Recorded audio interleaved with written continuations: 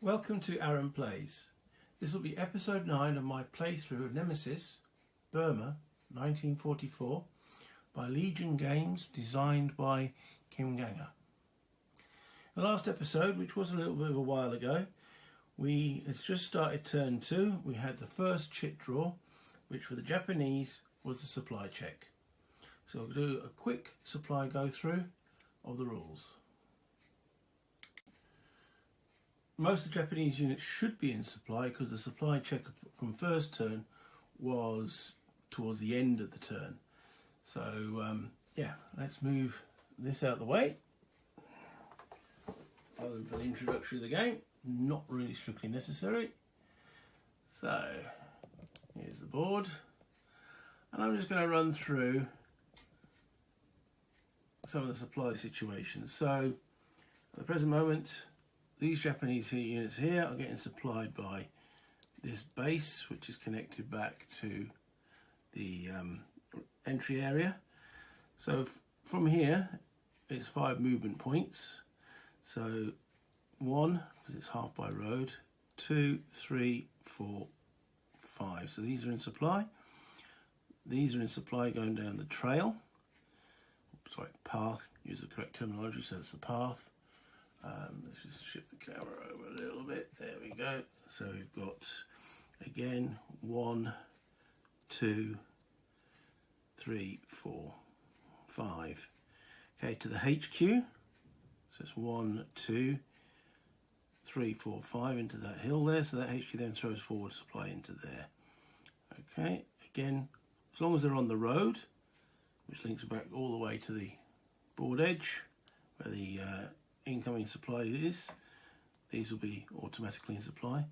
These units here, okay, are the brown, which is their HQs there.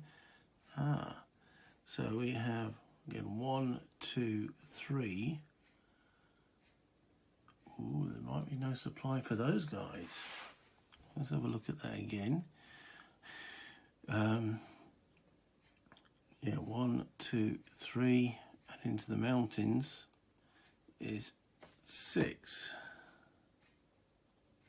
Because you trace from the supply, not from the unit back. So it looks like those might be in limited supply, because there's the HQ's here, and then it'll be 1. That's 4. So it'll be from that excess. That's what? No, it's still, because you've just got to move into the actual rough here, which will be, now it's treated as a light infantry unit when it's coming for supply. So rough is 2, so that'll be 2, 2.5. So no. Now, are they out of supply or in limited supply? That's a good question. Well, yeah, they're out of supply. That's a bit of a cock up, isn't it? Okay, out of supply. Okay. These boys, this division. So their nearest point is here.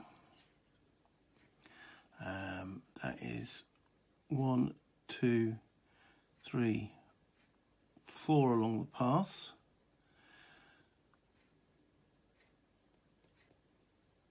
Ooh, I think there should be. I should have placed the HQ there. Yes, because 1, 2, 3, 4.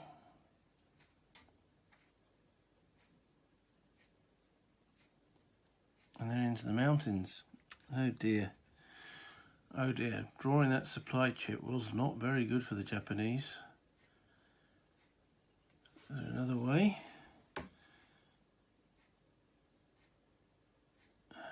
Because they're they're in the mountains. Really messed up here, haven't I? 1, 2, 3, 4, 5. There's no HQ. They are out of supply as well. Oh dear, oh dear, oh dear. Okay, this is not how to do the Japanese supply. Right. next division up. Okay, so we're measuring from here. So that's 1, 2, that is the track. 3, 4, 5 to the HQ. HQ can supply that hex and that hex, so they're all in supply. Yeah.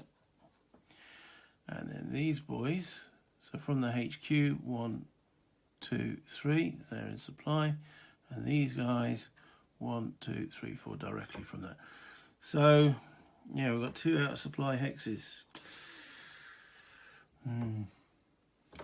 Okay, on that section of the front. Moving over. Okay, to these boys right at the top here. 1, 2, 3 are in supply. They are in supply. These ones on the road are automatically, as long as they link black. These guys here can link again all the way on the road. And looking at the eastern side against the Chinese, they all look in supply too. In fact, they are all in supply. So it's just those 2 out of supply hexes. Right, so the consequences from them being out of supply is it suffers limited movement and cannot assault.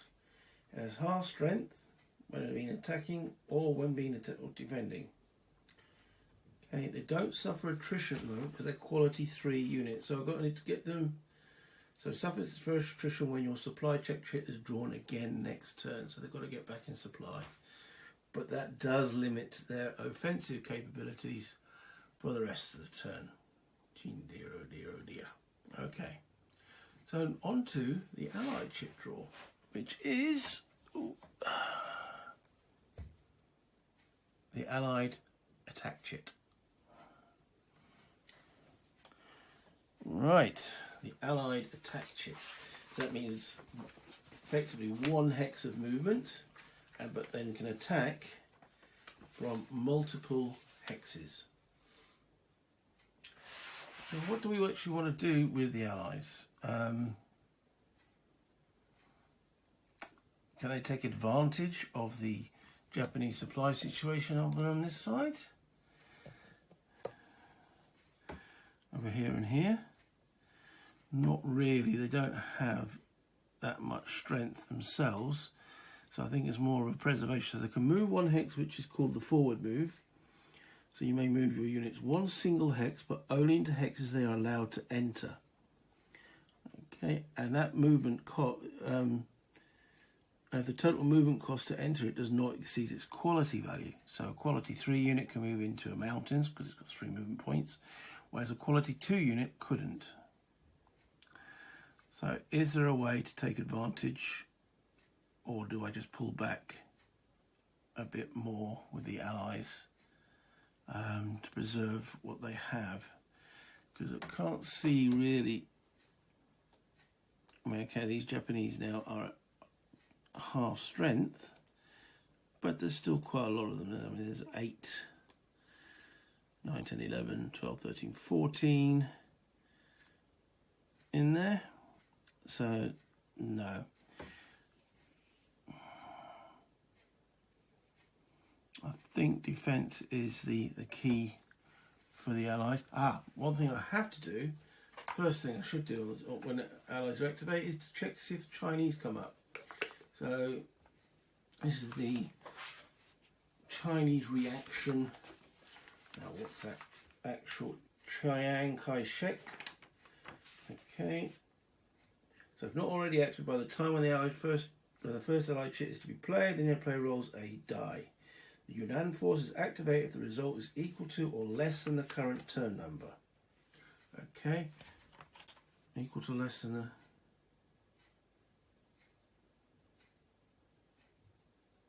Sorry, not the turn number, less than the current number of the marker. The marker's in 2. So a 1 or a 2, and the Yunnan forces activate. So there's the dial pot. They don't. Okay. So they just basically sit. Okay, so let's have a look in each sort of area of the field. So here we have quite a bit of forces. So we could attack there. There are 4 Japanese strength, and here we've got quite a lot of that's the it's the 17th Division and the 23rd. So we could move the tank down, but it can only move 1 hex, so no, probably not a good idea there. But that's going to be an attack. So just place the red marker on there. Anywhere else? Okay, so moving up to the northern point of the field there. Probably an attack here. There's quite some strength. So why not? So I can't see any need to move there. So just an attack. Then elsewhere, so we can move 1 hex. I can't see any attacks coming in the central area. I think I'm quite happy with where they are located. So no movement there. Right, moving over to Stillwell Point in the front.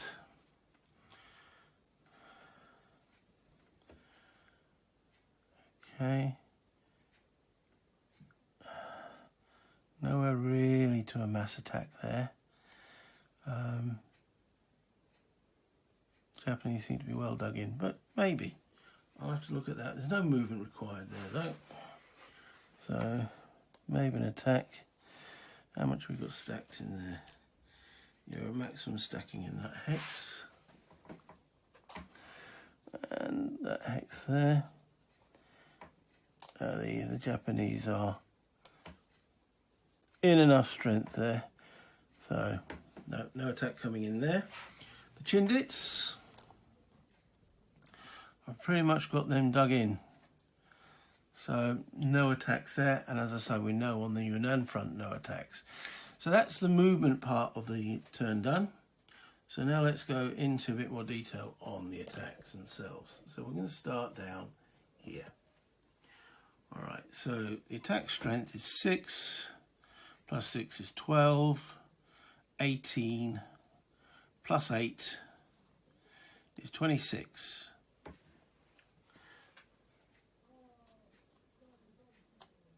Oh, wait a minute, there's a mountain there. Okay, you can only attack into that, sorry, it's not a mountain, it's a cliff. To attack into that cliff, they've got to be able to move into that cliff. And they've got to be light troops to be able to move into the cliff. And I don't think any of these are light troops. The light troop is denoted by the white background behind the actual unit symbol. So they can't even attack there. One of the few little quirks in the game is the non-attack where one side can attack and the other one can't, and that's shown by that there. So no attack there then. Interesting. Okay, moving along, I'm going to move the camera a little bit now. I'll move that to here. Okay, yeah, it's sitting on the map, so I've got to be careful. So let's attack here. No, I don't think this is a cliff because there's a path in there. There isn't. So there'll be 4, 8, 12, and 8 points of artillery. So that's 20 to 4. So that's 5 to 1. Okay, so the first little issue is their quality is lower. So that's 1 down, 1 column down. It's into the mountains, that's 2 columns down. But there are artillery, which I support, brings 1 column up. So it goes from the 5 to 1 column to the 3 to 1. Yeah. Yeah, we're going to attack them on the 3 to 1. Roll with the dice. 3 to, oh, that's not good. 3 to 1 with a 2. Okay, showing the results table here. Is one step each. Okay, not a disaster. So they lose a step. And these guys lose a step. Oh, these are one-step units. Oh, blimey, I didn't realise that. Maybe I should have checked that. Yeah, these guys are one-step units. So that's a loss. Okay, so other little shuffles because of that. So first of all, satisfaction points. One slot time each time your opponent rolls a 1 or 2 on the combat results table. So the Japanese like that. So their satisfaction goes from 2 to 3. And then the laments, 1 slot each for each eliminated small unit. So the Japanese lament goes from a 5 to a 6. And then we have quality value 1 unit or a local rifles unit's a loss. So the Allies lament goes up as well. And that goes from the 9 to the 0, and that drops Churchill from a 6 to a 5. Okay. Yeah, that was a bit of a... Didn't realise they were one-step units. Might not have attacked there, but there we go. So... Right, so that's that attack finished. Okay. So let's now move to this attack. Is it going to be an actual attack? So the Japanese are defending with full regiment, so that's 10. So there's 10 and they're dug in. And they would be attacked by 6, 12, plus 4 is 16, plus another 12, 26, 27, 28, plus another 4. 32. I've forgotten what to 10. So it's 3 to 1. Yeah. Can't use enough air to make it 4 to 1. 3 to 1. Support wise, both have got support. They've got slightly more. Does that give them a whole column shift, even if it's only 1 point, or has it got to be? I think it's got to be 3 points difference. Let's check on that.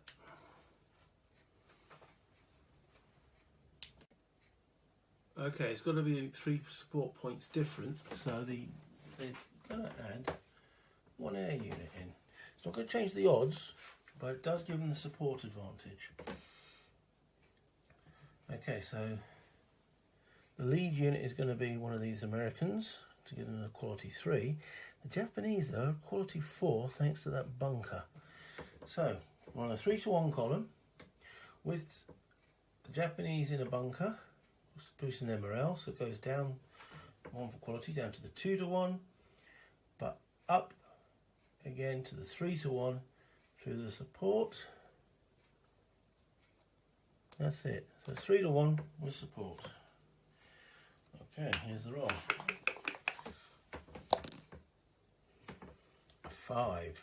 Okay, a bit better. Right, 0, 1 R. So the Japanese lose a step. So they're going to lose it on the regiment. That becomes... that just flips over, doesn't it? Yep. And one of these goes into the Japanese losses. Okay, now the die roll was a 5, so that increases the Allied satisfaction, because they rolled a 5. Japanese lament increases, because they just lost a step. Now, the R result. I don't think the Allies can press the R result because they don't have any engineers involved, and these guys are in a bunker. But let me check.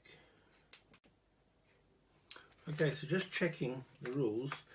Right, removing any bunker. In the defending hex, if you've got an R in the combat result, which we have, and the attacker both had support advantage, which they did, and a participating engineer or tank unit, and there are tanks involved there. So that bunker is actually removed thanks to the tanks. Okay, so now we have the enforcing retreat. Compare the quality of the advancing unit and the refusing unit. Well, they're both quality 3. Okay. The quality of the advancing unit is equal to or higher than the refusing unit, then the attacker may enforce the retreat. So the attacker is going to enforce the retreat. They must retreat. Decide whether to retreat or to refuse. Okay. If they decide to refuse, then they will take an extra step loss. So is that hex worth a step loss? Is the question. Alright, it is not really. So the Japanese fall back to here. So the use of the air power and the armour. Okay, and one of those guys is advancing. That air unit is now used, and the Japanese fall back. Okay, I think that is the end of the attack chit. So I'm going to call that. Let me draw the next Japanese chit, check number 2. And it is the Japanese attack chit. Okay. Right, I'm going to call the end of this video. Thank you for watching. Hit the like button if you like what you've seen. Hit the subscribe button if you've enjoyed the rest of this series and the other things I do. And comments, as always, much appreciated. As I say, I'm still learning this game, as you can see by my supply cock-ups for the Japanese. And there's, well, not sure the ramifications of that yet, but they need to get those guys back into supply as soon as possible. Until next time.